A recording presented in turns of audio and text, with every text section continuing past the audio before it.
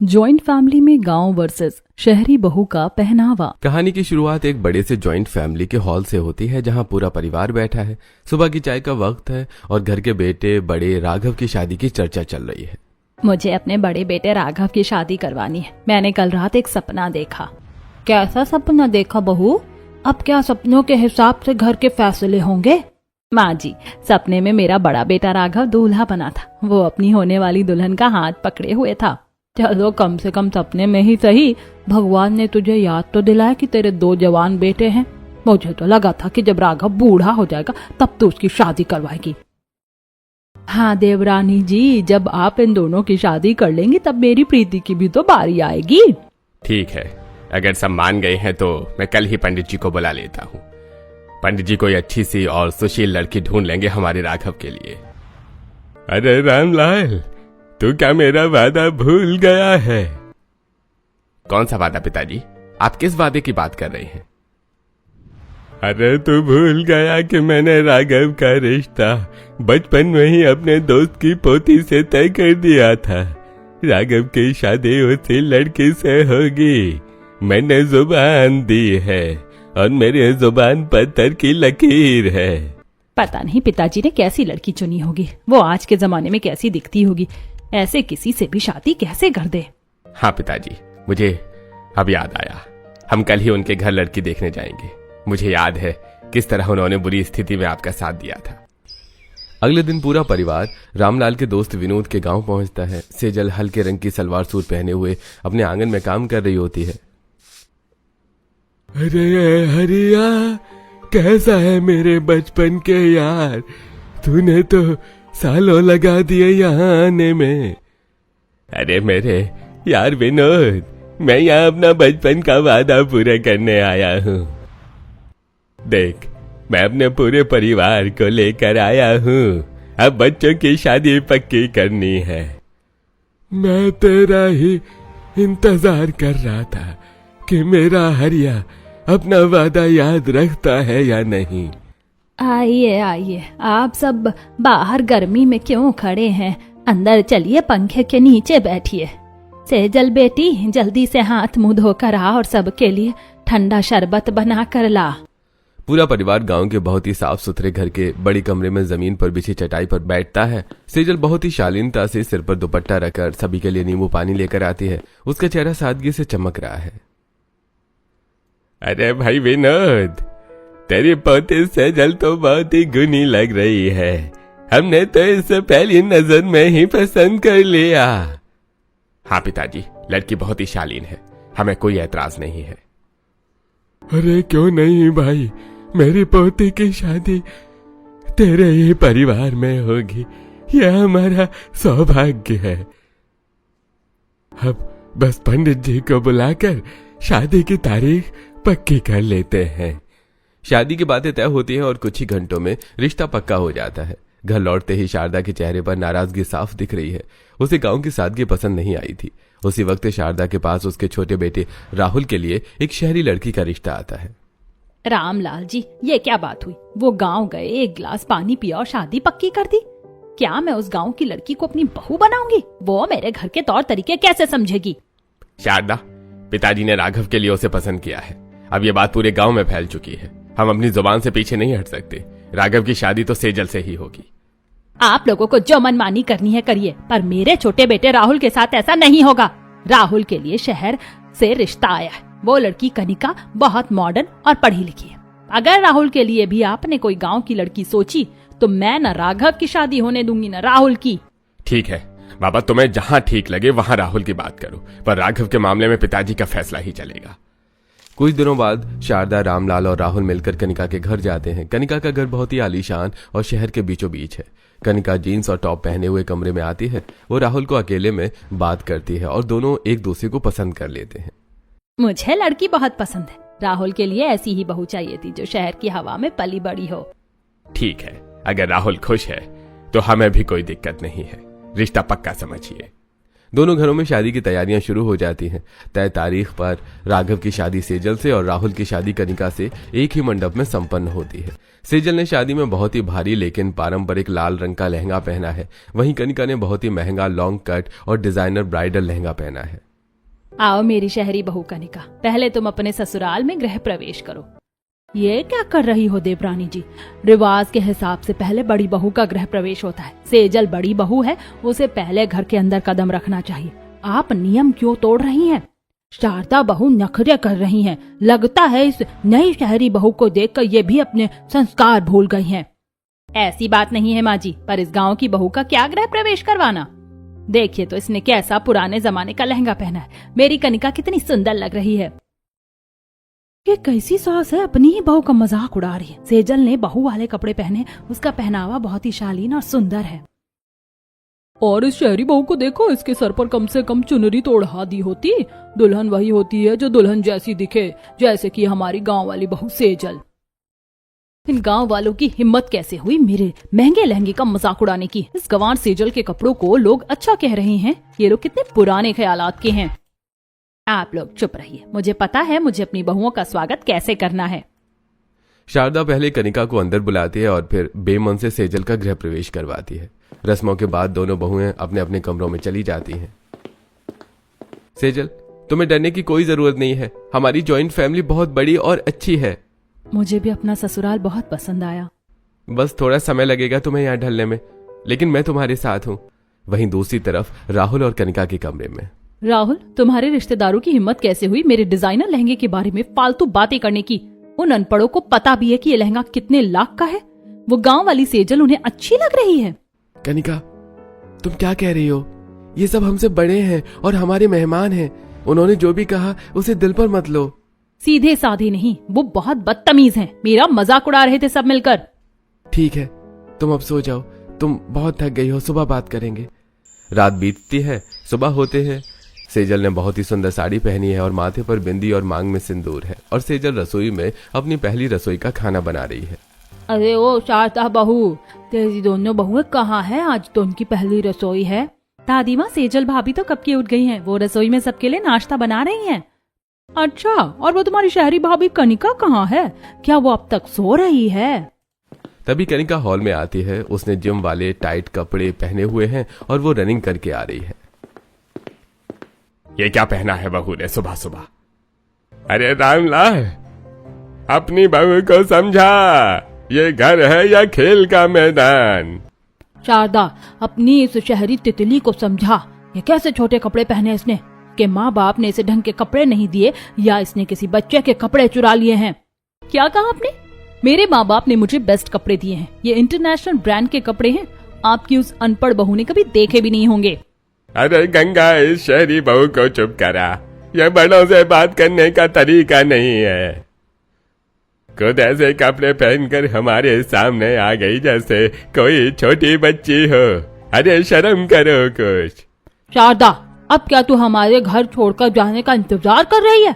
अपनी बहू को कमरे में ले जा। अरे ओ कनिका बहू, आज तेरी पहली रसोई है, तू भूल गई क्या? जल्दी जा और कपड़े बदल कर आ। तुझे हमारे लिए कुछ मीठा बनाना है। ठीक है, जा रही हूँ। वैसे भी यहाँ की बातें मुझे समझ नहीं आती। कनिका अपने कमरे में जाकर कपड़े बदलती है और आधे मन में रसोई में आती है। मैं क्या यहाँ खाना बनाने आई हूँ? इन लोगों ने पहले दिन ही मुझे काम पर लगा दिया। मैं ज्यादा कुछ नहीं बनाऊंगी, बस कुकर में चावल चढ़ा देती हूँ। जिसे खाना होगा खाएगा। पर इन चावलों में कितनी सीटी लगानी होती है? शायद पकने के बाद सीटी बजना खुद बंद हो जाती होगी। कनिका कुकर बंद करके तेज फ्लेम पर रख देती है और खुद अपने फोन में लग जाती है। कुकर लगातार सीटी मार रहा है। जैसे ही रामलाल और राहुल रसोई के पास पहुंचते हैं, एक जोरदार धमाका होता है। कुकर फट जाता है। पूरी रसोई में चावल और पानी फैल जाता है। कनिका, तुम ठीक तो हो ना? कहीं चोट तो नहीं लगी? लो, शहरी बहू ने अपनी पहली रसोई में ही पटाखा फोड़ दिया। क्यों बहू, तुझे कुकर में चावल बनाने नहीं आते? किचन का क्या हाल कर दिया है तूने? तू पहली रसोई बनाने आई थी या घर में रंगोली डालने? पूरा घर बर्बाद कर दिया। आप लोग मेरी बहू को ताना क्यों मार रहे हैं? अब वो शहर की है, उसने कभी खाना नहीं बनाया। मेरी बहू मॉडर्न है, वो धीरे धीरे सब सीख जाएगी। इसमें उसकी क्या गलती? देवरानी जी, ऐसी कौन सी शहरी लड़की है जिसे खाना बनाना नहीं आता? क्या शहर के लोग भूखे रहते हैं? मेरी बहू अपनी फिटनेस का ध्यान रखती है, इसीलिए वो जिम के कपड़े पहनती है। आप लोग चुप रहिए। शारदा कनिका को सहारा देकर कमरे में ले जाती है। कुछ देर बाद सेजल सबको खाना परोसती है। अरे वाह, इसे कहते हैं खाना। सेजल बेटी, तूने तो दिल जीत लिया। एक हमारी गांव की बहू है जिसने दिन बना दिया और एक वो जिसने कुकर ही उड़ा दिया। खाना बहुत स्वादिष्ट है सेजल, सबको बहुत पसंद आया। भाभी आपके हाथ में तो जादू है, इतना अच्छा खाना मैंने पहले कभी नहीं खाया। इस तरह कुछ दिन बीतते हैं। सेजल पूरे घर की जिम्मेदारी संभाल लेती है, जबकि कनिका ज्यादातर वक्त अपने कमरे में रहती है। एक दिन सुबह शारदा कनिका को साथ लेकर सब्जी मंडी जाने का फैसला करती है ताकि वो घर की चीजों को समझ सके। ठीक है मम्मी जी, मैं बस तैयार होकर आती हूँ। कनिका ने एक छोटा टैंक टॉप और बहुत छोटी स्कर्ट पहनी है। अरे बहन जी, क्या चाहिए आपको? भैया ये बैंगन क्या भाव दिए और ये परवल कैसे हैं? भैया ये लेडी फिंगर कितने की है और वो ब्रिंजल कितने के हैं? क्या कहा आपने? क्या चाहिए आपको? अरे बहू ये क्या कर रही है तू, सीधे सीधे नाम क्यों नहीं लेती? अरे शारदा, तेरी बहू ने मंडी को अपना शहर समझ रखा है क्या? देखो तो सब्जी वाले से कैसे बातें करी और इसके कपड़े तो देखो। मैडम जी, पहनावा देखकर ही मैं समझ गया था कि आप मुझ गरीब का मजाक उड़ाएंगे। हम जैसे गरीब सब्जी वालों के साथ ऐसा मजाक क्यों? आपको भिंडी का नाम नहीं पता? मुझे क्या पता तुम इतने अनपढ़ हो, तुम्हें छोटी छोटी चीजों के इंग्लिश नाम भी नहीं पता? मैडम मैं पढ़ा लिखा नहीं हूँ, पर आप तो हैं। क्या आपको नहीं पता बाजार में कैसे कपड़े पहनकर आते हैं? आप ऐसे कपड़े पहनकर आई हैं कि सब काम छोड़कर आपको ही देख रहे हैं। मनोरंजन अच्छा हो रहा है। ओ भाई तू अपनी जुबान पर लगाम रख, मेरी बहू से ऐसे बात मत कर। वो गलत क्या कह रहा है शारदा, जरा आसपास नजर घुमा कर देख, यहाँ खड़ा हर मर्द तेरी बहू की नंगी टांगों को घूर रहा है। क्या तुझे ये सब अच्छा लग रहा है? बात तो सही कह रही है शांति, मेरी बहू के कपड़े बहुत छोटे हैं। सब लोग इसे कितनी गंदी नजर से देख रहे हैं, मुझे इसे घर ले जाना चाहिए। शारदा बिना सब्जी खरीदे कनिका का हाथ पकड़कर उसे घर वापस ले आती है। उसका मन बहुत दुखी है। अगले दिन सेजल अपने दादा ससुर हरीलाल और दादी सास गंगा देवी के साथ मंदिर जाती है। माथे पर बिंदिया और पूरा 16 श्रृंगार किया है। आहा बेटी, तुम्हें देखकर तो ऐसा लग रहा है जैसे साक्षात महालक्ष्मी घर आई हो। क्या सलीके से साड़ी पहनी है। आजकल ऐसी संस्कारी लड़कियां कहाँ देखने को मिलती हैं? अरे पंडित जी, ये हमारी गांव वाली बहू है, बहुत ही संस्कारी और गुणी है। गांव की बहू है तभी तो ये मर्यादा दिख रही है, वरना आपकी शहरी बहू को भी हमने देखा है। वो तो न जाने कैसे कपड़े पहनती है। बेटी तू अपनी उस देवरानी को भी कुछ सिखा। आसपास के लोग भी सेजल की बहुत तारीफ करते हैं। सेजल और गंगा देवी का सिर गर्व से ऊंचा हो जाता है। देखा हरिया, मेरी पसंद कभी गलत नहीं हो सकती। सेजल इस घर की असली रौनक है। मंदिर से घर लौटने के बाद हरीलाल और गंगा देवी के चेहरे पर एक अलग ही सुकून था। घर के आंगन में सभी लोग बैठे हुए थे, तभी गंगा देवी ने शारदा को पास बुलाया। शारदा बहू, आज मंदिर में पंडित जी और गांव के सब लोग सेजल की कितनी तारीफ कर रहे थे। सलीका तो देखो मेरे गांव की बहू का, कैसे उसने पूरे श्रृंगार के साथ मर्यादा बनाए रखी। हाँ माँ जी, सेजल तो है ही संस्कारी, पर मेरी कनिका भी तो बुरी नहीं है। बस वो शहर की है तो थोड़ा पहनावा अलग है, इसमें इतना बुरा मानने वाली क्या बात है? अरे पहनावा ही इंसान की पहचान और घर की इज्जत होता है शारदा। आज सब्जी मंडी में जो हुआ, क्या वो तुझे अच्छा लगा? शांति और बाकी पड़ोसियों ने तो ताने मारे, उससे हमारे खानदान की नाह कट गई। पिताजी सही कह रहे हैं शारदा, हमें कनिका को थोड़ा समझाना होगा कि वो ये जॉइंट फैमिली है। घर में चर्चा चल ही रही थी कि तभी रीना दौड़ती हुई हॉल में आती है। माँ पापा देखो, विक्रांत के घर से शादी का न्योता आया है। हमारे दूर के रिश्तेदारों की शादी है, वहाँ तो बहुत मजा आएगा। शहर और गांव के सारे रिश्तेदार इकट्ठा होने वाले हैं। शारदा, इस शादी में हमारे गांव के पुराने रिश्तेदार और राहुल राघव के ऑफिस के लोग भी आएंगे। ये हमारे परिवार के मान सम्मान और इज्जत की बात है। वहाँ बहुत सारे संभ्रांत के लोग होंगे। हाँ माँ जी, मुझे पता है, आप चिंता मत कीजिए, हम सब बहुत अच्छे से तैयार होकर जाएंगे। मैं ये सब इसलिए बता रही हूँ ताकि तू अपनी उस लाडली शहरी बहू को समझा दे। अगर वहाँ उसने फिर से छोटे कपड़े पहनकर हमारी बेइज्जती करवाई तो मैं तुझे कभी माफ नहीं करूंगी।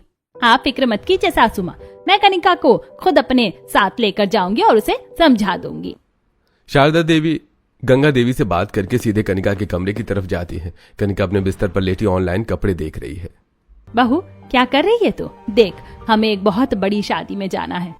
हाँ मम्मी जी, मुझे पता है, इसीलिए तो मैं अपने लिए एक बहुत ही हॉट और डिजाइनर ड्रेस देख रही हूँ।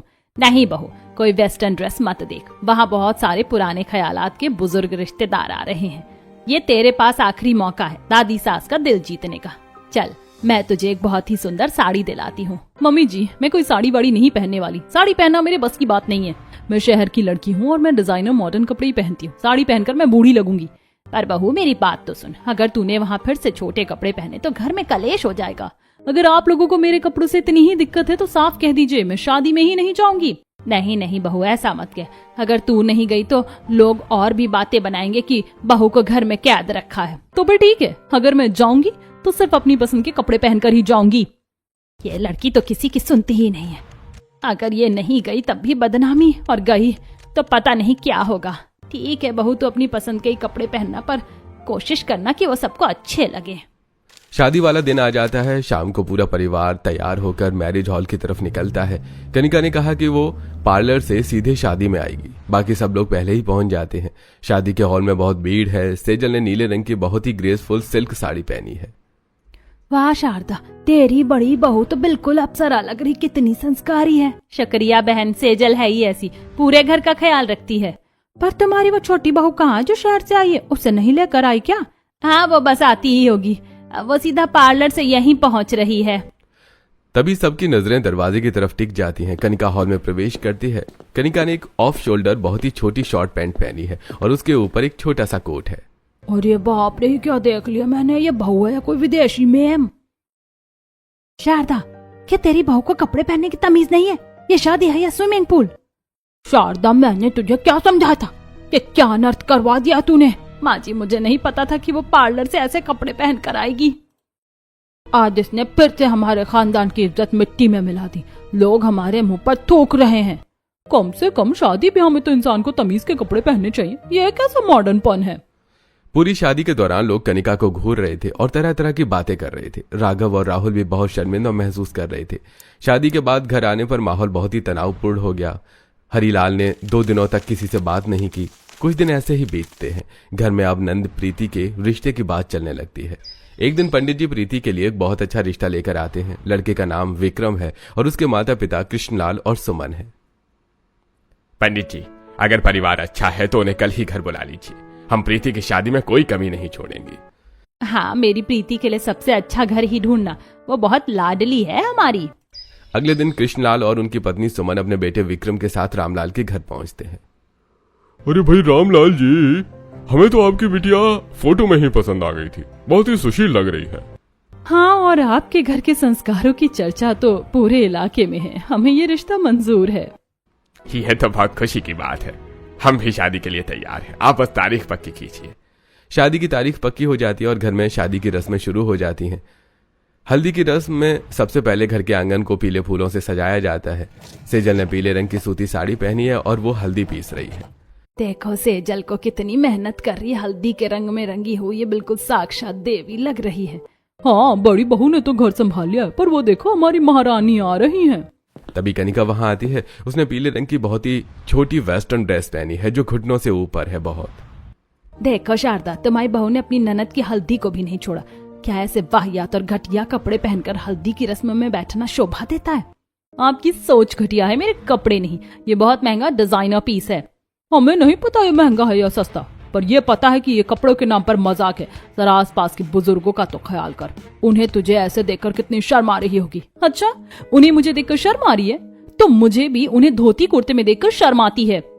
मैंने हमेशा सूट बूट वाले लोग देखे हैं, ऐसे पुराने लोग नहीं। शारदा, अपनी बहू को समझा ले, ये जुबान भी बहुत चलाने लगी है। हल्दी और मेहंदी की रस्में किसी तरह पूरी होती हैं। शादी की रात से पहले वाली शाम को शारदा बहुत परेशान होती है। शारदा चुपके से रसोई में जाती है जहां कनिका पानी पी रही होती है। बहू, मेरी एक बात मान ले, मैं हाथ जोड़कर तुझसे कह रही हूँ। क्या हुआ मम्मी जी, आप ऐसे क्यों बात कर रही हैं? बहू, तू चाहे खाना बनाना मत सीख, पर कल प्रीति की शादी का मुख्य दिन है। अपना पहनावा बदल ले। कल लड़के वाले, उनके रिश्तेदार सब आएंगे। कम से कम कल के दिन तो पूरे कपड़े पहन ले। जीन्स टॉप ही पहन ले, पर पूरे शरीर वाले। मम्मी जी, आपकी इतनी हिम्मत, आपने मुझे मेरा स्टाइल बदलने के लिए कहा। आज तक मेरे मम्मी पापा या मेरे पति राहुल ने भी मुझे कपड़े बदलने के लिए नहीं कहा। मैं जैसी हूँ वैसी ही रहूंगी। अगर किसी को दिक्कत है तो बता दे, मैं अभी अपने मायके चली जाती हूँ। नहीं नहीं बहू, अभी शादी के बीच में मायके जाने की बात मत कर। अच्छा ठीक है, तुझे जो पहनना है पहन, अब मैं कुछ नहीं कहूंगी। शादी का दिन आ जाता है। मंडप में प्रीति दुल्हन और विक्रम दूल्हा बनकर बैठे हैं। सेजल सुंदर साड़ी और 16 श्रृंगार में हलवाइयों के साथ मिलकर मेहमानों के लिए खाना बनवा रही है और सबका स्वागत कर रही है। तभी कनिका हॉल में आती है। उसने एक बहुत ही छोटी चमकीली शॉर्ट डिजाइनर ड्रेस पहनी है। अरे भाई, ये लड़की कौन है? मैं जब से देख रहा हूँ ये बहुत ही अजीब कपड़े पहनकर घूम रही है। मुझे भी समझ नहीं आ रहा, शायद प्रीति की कोई सहेली होगी, शहर से आई हुई। अरे समधी जी, ये सहेली नहीं है, ये रामलाल जी की छोटी बहू है। क्या ये इनके घर की बहू है? अरे मैं तो सोच रहा था कि कोई बाहर की लड़की है। अगर इनके घर की बहू ऐसे कपड़े पहनती है तो फिर ये घर कैसा होगा? जिसकी भाभी को कपड़ों की तमीज नहीं है वो ननद कैसी होगी? हमें अपनी बहू को बिगाड़ना नहीं है। रामलाल जी रुकिए, ये शादी नहीं हो सकती। हम ये रिश्ता अभी इसी वक्त तोड़ते हैं। क्या? अरे कृष्णलाल जी, आप ये क्या कह रहे हैं? अचानक रिश्ता तोड़ने का क्या मतलब है? मेरी बेटी ने क्या गलती की है? फेरों का वक्त हो गया है। गलती आपकी बेटी की नहीं, आपके घर के माहौल की है। देखिए आपकी इस छोटी बहू के कपड़े देखिए। समाज में हमारी इज्जत है। हम ऐसी जगह अपनी बेटी या बेटा नहीं दे सकते जहां औरतों को पहनावे का होश न हो। अरे पर कृष्णलाल जी, मेरी बड़ी बहू को तो देखिए, वो कितनी संस्कारी है। हाँ, लड़की तो वैसी होनी चाहिए। देखिए उसने कैसे सिर पर चुनरी ली है और 16 श्रृंगार किया है। सबका ध्यान सेजल की तरफ जाता है। सेजल ने लाल रंग की बहुत सुंदर चुनरी वाली साड़ी पहनी और वो शालीनता से खड़ी है। अरे वो हमारे घर की बहू है, मेरी बड़ी बहू। क्या वो भी आपकी बहू है? पर एक बहू ऐसी और दूसरी वैसी, हम कैसे यकीन करें? भाई साहब, ये शहरी लड़की तो गलती से हमारी बहू बन गई। हमें नहीं पता था इसका पहनावा ऐसा है। आप इसकी वजह से मेरी बेटी का घर मत उजाड़िए। शारदा तुरंत सेजल को पास बुलाती है। सेजल को जब पता चलता है कि रिश्ता टूटने की कगार पर है तो जी, आप लोग मेरी ननद का रिश्ता मत तोड़िए। प्रीति बहुत अच्छी लड़की है। अगर आपको पहनावा ही देखना है तो मैं वादा करती हूँ कि प्रीति मेरी तरह ही रहेगी।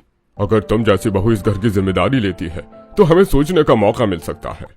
कैसे गंवार लोग हैं, इस अनपढ़ सेजल के कपड़े देखकर शादी करने को तैयार हो रहे हैं। कनिका की ये बात सुनते ही शारदा का सब्र टूट जाता है। वो आगे बढ़ती है और कनिका के गाल पर एक जोरदार थप्पड़ जड़ देती है। मम्मी जी, आपकी इतनी हिम्मत, आपने मुझे हाथ लगाया। हाँ, तुझे थप्पड़ मारना बहुत जरूरी था। तेरी वजह से आज मेरी बेटी की जिंदगी बर्बाद होने वाली थी। हाँ कनिका, मम्मी ने बिल्कुल सही किया। मैं कब से चुप था, पर आज हद हो गई। तुम्हारी इन छोटी ड्रेसों की वजह से मुझे हर जगह शर्मिंदा होना पड़ता है। आज मेरी बहन का रिश्ता टूटने वाला था तुम्हारी वजह से। अगर तुम तमीज से नहीं रह सकती तो चली जाओ यहाँ से, हमें तुम्हारी जरूरत नहीं है। एक मिनट रुकिए देवर जी, मुझे कुछ कहना है। मैं आप सबसे एक सवाल पूछना चाहती हूँ। क्या किसी के पहनावे से किसी का रिश्ता तोड़ना या जोड़ना सही है? सेजल के सवाल से पूरी शादी के हॉल में सन्नाटा छा जाता है। सब एक दूसरे का मुंह देखने लगते हैं। मैं गांव में पली बड़ी हूँ, मुझे घर संभालना आता है। कनिका शहर की है, उसे बाहर की दुनिया की समझ है। जो चीजें मुझे आती हैं वो कनिका कभी भी सीख सकती है, पर जो कनिका जानती है क्या मैं वो सीख सकती हूँ? कनिका ऑफिस का काम, कंप्यूटर और बाहर के सारे काम बहुत अच्छे से जानती है। क्या उसकी ये काबिलियत मायने नहीं रखती? उसने सिर्फ अपनी पसंद के कपड़े पहने हैं। क्या किसी के कपड़ों से उसकी नीयत खराब हो जाती है? सेजल की इन बातों का वहां मौजूद हर इंसान पर गहरा असर पड़ता है। कनिका की आंखों में भी आंसू आ जाते हैं। मैंने हमेशा सेजल को गंवार और अनपढ़ समझा, पर आज वो मेरा साथ दे रही है। सेजल बेटा, तुमने हमारी आंखें खोल दी। हमें माफ कर दो, हमारी सोच ही छोटी थी। हम बहू का पहनावा देख रहे थे, उसकी भावनाएं नहीं। हमें ये शादी मंजूर है। आखिरकार प्रीति और विक्रम की शादी की रस्में दोबारा शुरू होती हैं।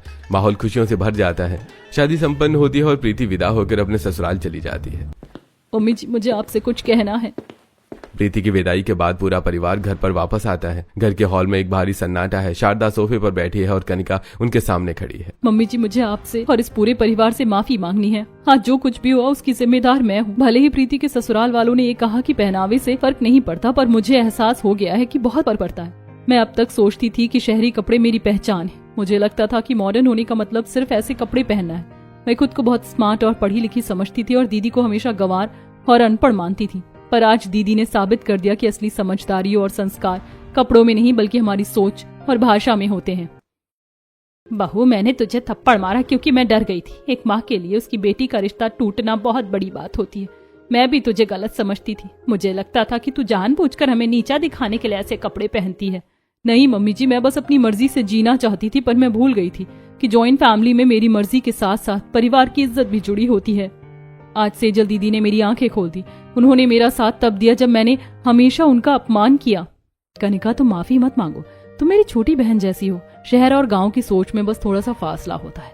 पहनावा हमारी पसंद हो सकता है, पर संस्कार हमारी बुनियाद होते हैं। तुमने अपनी गलती मान ली, यही सबसे बड़ी बात है। मुझे बहुत खुशी है कनिका कि तुम्हें अपनी गलती का एहसास हुआ।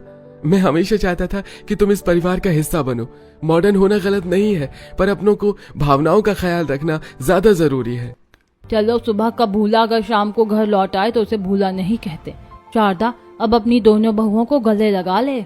अरे आज सेजल ने साबित कर दिया कि मैंने राघव के लिए जो चुनाव किया था वो इस घर की ढाल है।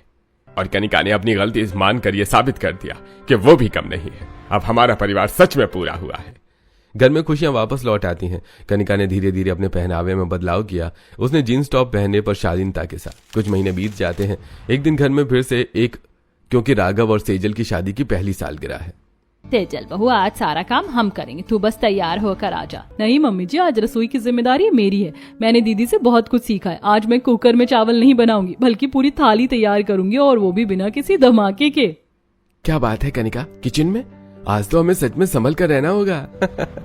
आप मेरा मजाक मत उड़ाइए राहुल। मैं अब कुकर फटना नहीं बल्कि कुकर को संभालना सीख गई हूँ। पूरा परिवार ठाके मारकर हंसने लगता है। कनिका अब घर के हर सदस्य की पसंद का ख्याल रखती है। शाम को जब मेहमान आते हैं तो कनिका ने एक बहुत ही सुंदर इंडो वेस्टर्न सूट पहना है, जिसमें वो मॉडर्न भी लग रही है और संस्कारी भी। वाह शारदा, अब तुम्हारी दोनों बहुएं हीरा लग रही हैं। जोड़ी हो तो ऐसी। हाँ दीदी, एक गांव की सादगी तो दूसरी शहर की चमक, पर दोनों के दिल एक जैसे हैं। अब तक कोई नहीं कह सकता कि ये वही शहरी बहू है जिसने पहले दिन घर हिला दिया था। सही कहा कांति, इंसान अपनी संगत से सुधरता है। सेजल ने कनिका को बदल दिया। राघव और सेजल अपनी सालगिरह का केक काटते हैं। पूरा परिवार फोटो खिंचवाने के लिए इकट्ठा होता है। कनिका, तुम मेरे पास आओ। हम दोनों इस घर की लक्ष्मी हैं। थैंक यू दीदी, आपने मुझे सिर्फ कपड़े पहनना नहीं बल्कि रिश्तों को निभाना सिखाया है। कहानी का अंत एक बहुत ही खूबसूरत पारिवारिक तस्वीर के साथ होता है, जहां गांव और शहर के बीच की दीवार हमेशा के लिए गिर जाती है। रामलाल, देख हमारा जॉइंट परिवार कितना फलता फूलता लग रहा है। हाँ गंगा, अरे जब तक घर की बहुएं एक दूसरे का सम्मान करेंगी ये घर स्वर्ग ही रहेगा। और मुझे दुनिया की सबसे अच्छी दो भाभियां मिल गईं। एक से गांव की कहानियां सुनती हूँ और दूसरी से शहर के किस्से। घर के खाने की मेज पर सब एक साथ बैठते हैं। कनिका ने सबके लिए बहुत स्वादिष्ट खाना बनाया है। वाह कनिका, ये दाल तो बिल्कुल सेजल के हाथ जैसी बनी है। आखिर गुरु कौन है वो भी तो देखो। मेरी कनिका अब सुपर बहू बन गई है। मुझे गर्व है अपनी दोनों बहुओं पर। आज मेरा सपना सच हो गया जो मैंने राघव की शादी के वक्त देखा था। मेरे घर में खुशियां ही खुशियां हैं और ये सब इन दोनों की वजह से है।